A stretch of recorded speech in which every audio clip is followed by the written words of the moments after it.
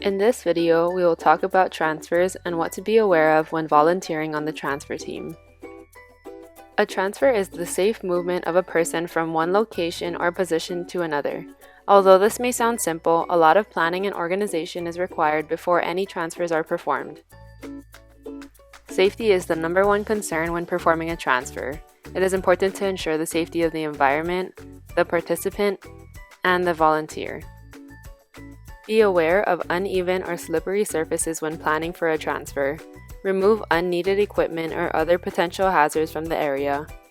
If equipment is needed, obtain, position, stabilize it, and be certain it functions properly before beginning the transfer. This may include locking the wheelchair or moving arm or footrest out of the way. In everything we do, we should always listen to the participant and let them do as much as they are able. Some good questions to ask prior to the transfer include, would you like any help? How do you usually transfer? Do you have any preferences when transferring? If a participant says they don't need any help, it's important to listen because they know themselves best and unwanted help may put their safety at risk. It's also important to be aware of the positioning of the participant's limbs as some participants may have decreased sensation in certain areas. Make sure that their lower extremities are positioned safely and their upper extremities are out of the way when resecuring the armrests. Volunteers should wear appropriate clothing and shoes that will protect their skin. Avoid wearing clothing or accessories that may get in the way of the transfer or risk hurting the participant in any way. Utilizing proper body mechanics is essential for protecting the participant and volunteer from injury. Lastly, never be afraid to ask for help. When getting into position for a transfer, increase your base of support, lower your center of gravity using the chair to help when possible, keep your body close to the participant's body, tighten your core before lifting, maintain a neutral spine, and avoid twisting when lifting. Now time for a pop quiz. Can you spot what's wrong with these transfers?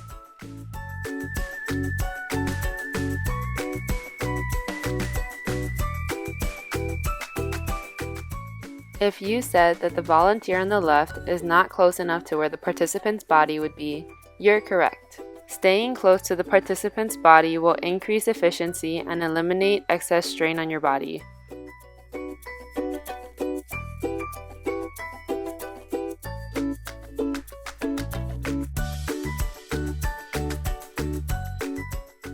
If you said that both volunteers are using a narrow base of support, you are correct.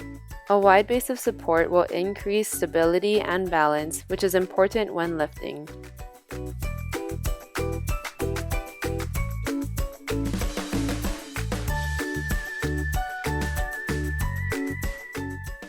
If you said twisting when lifting, you're correct.